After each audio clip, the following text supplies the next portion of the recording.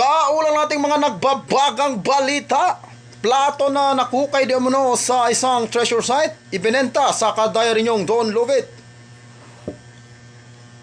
Kamakailan ay nagbenta sa atin ng isang kadayari niyo na isang plato. Sa nakikita nyo, ito nga.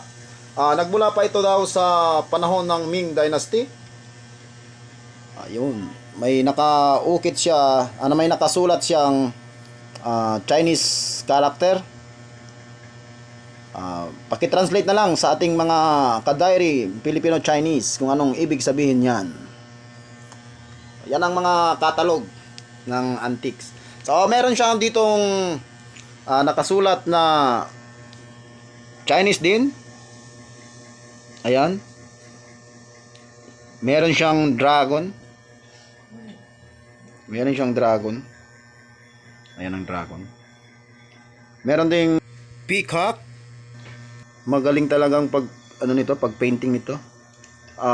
Kahit 1,000 taon na ang nakalipas, napaka-intact pa rin ng ng pintura, hindi pa rin basta-basta nape-fade.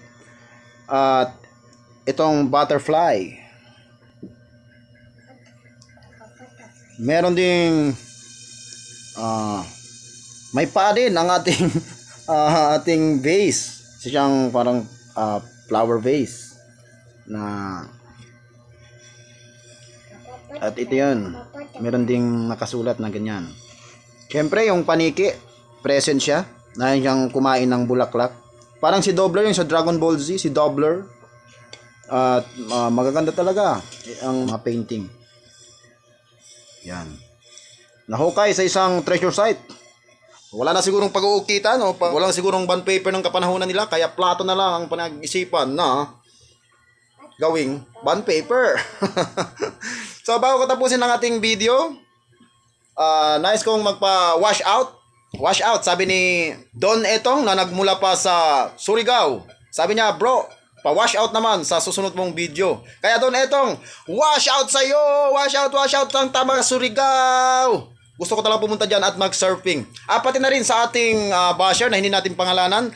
Thank you pala sa pagtawag sa akin ng Obob. Ang obob ko daw. So, thank you talaga sa pagtawag mo sa akin. Siguro, kung magkita tayo, kaingin naman ang utak. Kasi ang taba-taba ng utek mo. So, bago ko tapusin, naanyayahan ko kayo na mag-like and follow sa ating profile page. For more videos, ito na ang video na pinakahihintay nyo. Yung mga mahilig sa ginto at mga antiques, paki-follow na lang. Thanks for watching.